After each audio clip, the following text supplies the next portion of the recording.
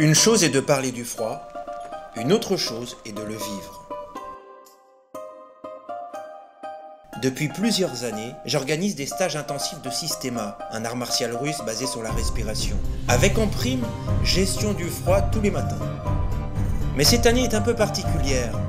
Pour la première fois, le lac où nous allons nous baigner est complètement gelé. La deuxième chose est que depuis plusieurs mois, je vis pieds nus et en t-shirt. Comment mon corps va-t-il réagir? Nous sommes à 1000 mètres d'altitude, en plein hiver, et j'appréhende. Je vous propose de suivre mon aventure avec le froid durant 12 jours, le temps de 2 stages intensifs de Systema.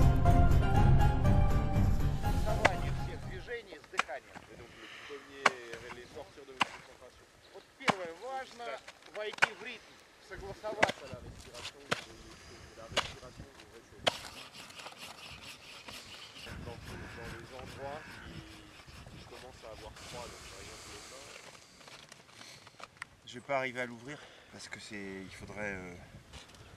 Je sais pas ce qu'il faudrait. Finalement, c'est à la perceuse, au burin et à la baramine qu'une équipe de volontaires nous préparera notre petite piscine naturelle. Sakai, dit-il.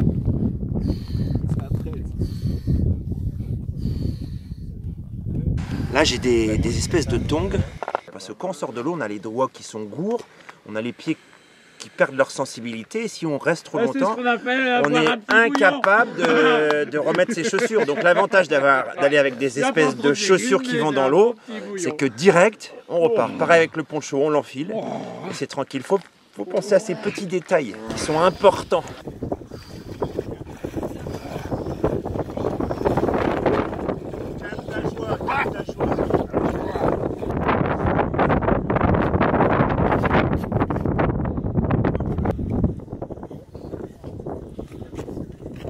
Et voilà.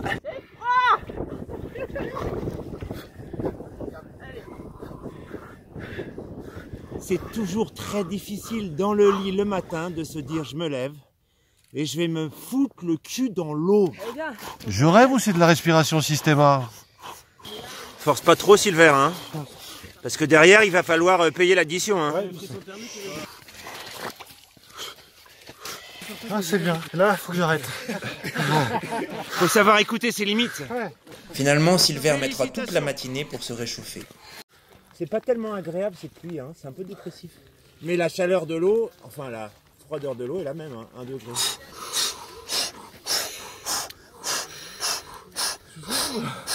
Je vais mettre les mains, tiens. Ce matin c'est un peu plus accueillant. J'ai les doigts qui sont attaqués par des petits dards. Les pieds ça va, et les mains sont plus attaquées. Ouais.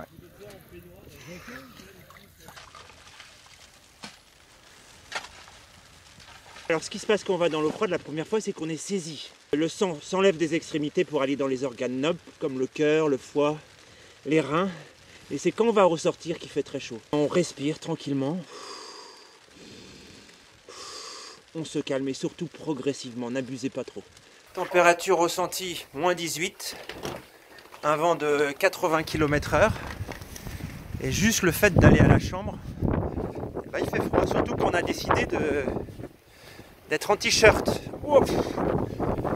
On a à peine déneigé tout à l'heure que déjà, oh là, c'est recouvert. Je m'enfonce. Et je croise Christophe. Chaleur ressentie, moins 18. Et 80 km/h de vent.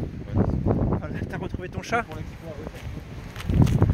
Vous allez voir ce qu'il y a devant mon chalet pour sortir. C'est même pas 1 mètre de neige, c'est 1,50 m. Voilà. Regardez. J'ai été obligé de passer par la fenêtre pour sortir. Le deuxième stage vient de débuter, mais il y a tellement de neige qu'il nous est impossible de descendre au lac. Bonjour. Il n'y a plus de chemin. Comment allez-vous?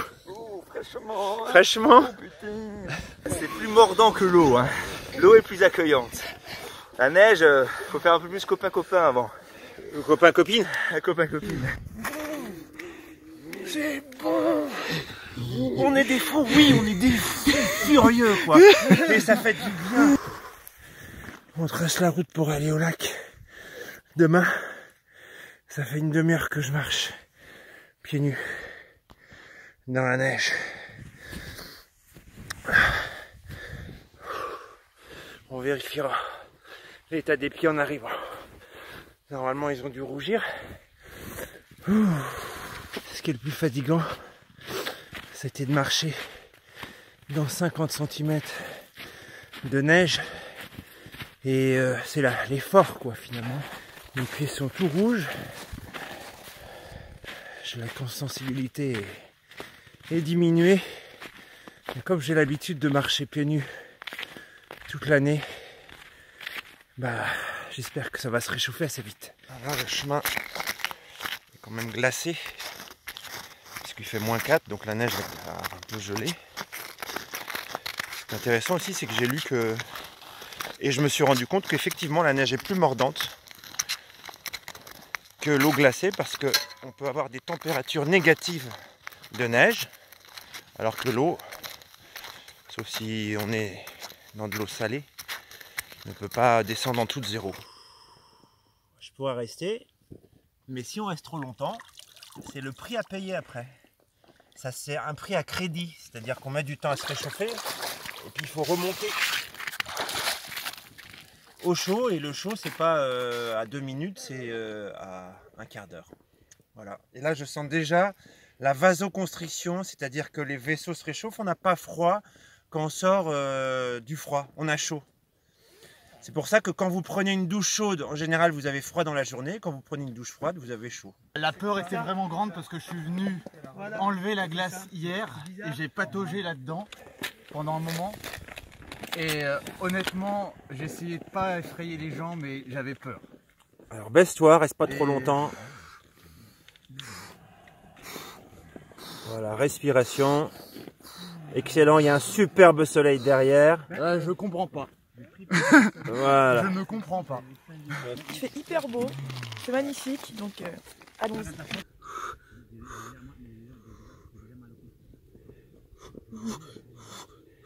Relaxe-toi, tranquille. Je suis rentrée, je suis descendue, donc voilà, c'est hyper simple. C'est froid quand même? Oui, il c'est nous a 1 froid. degré, ouais. C'est froid, mais là ça va. Tu sens que ça réchauffe? Ouais, là j'ai pas froid dehors.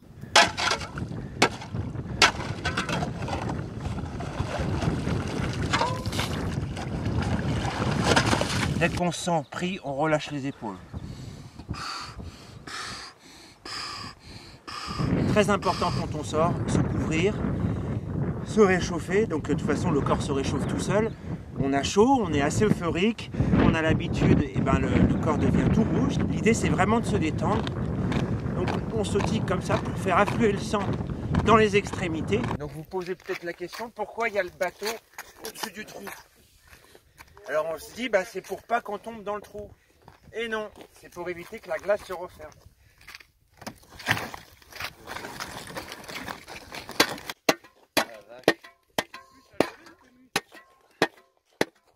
Il faut enlever la glace, sinon on peut se couper. Bah on y prend goût.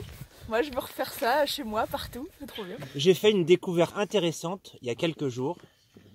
C'est que en prenant une boisson chaude avant la baignade, on récupérait beaucoup plus après. C'est-à-dire que je n'avais pas de frissons après, en tout cas moins. Alors les mains, c'est bien de les mettre aussi. Comme je suis déjà en chaussures, j'aurais pas réchauffé. Oh là là, ça chauffe direct. Mais je comprends pourquoi vous mettez pas les mains dans l'eau froide. C'est que direct, ça chauffe. On a les doigts engourdis. C'est pour ça qu'on est comme ça. Alors, vous remarquez qu'ils ont tous les trois les mains en l'air. Pourquoi? C'est pas, on n'a pas fait une menace avec un pistolet, c'est parce qu'ils ont froid aux mains. Voilà. On ne pourra pas refaire nos lacets derrière.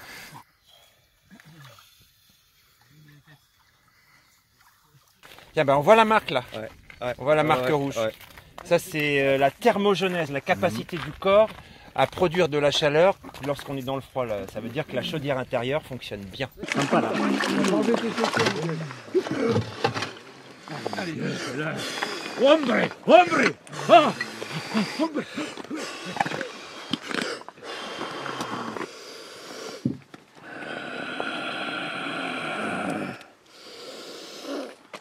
Relâche, Miguel.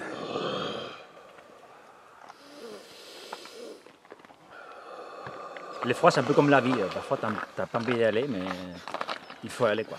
Même si t'as pas envie. Voilà. Dernière sortie. Les mains chauffent. Et définitivement, Raphaël, quand on boit quelque chose de chaud avant d'aller dans l'eau froide, c'est plus facile. On se réchauffe plus facilement.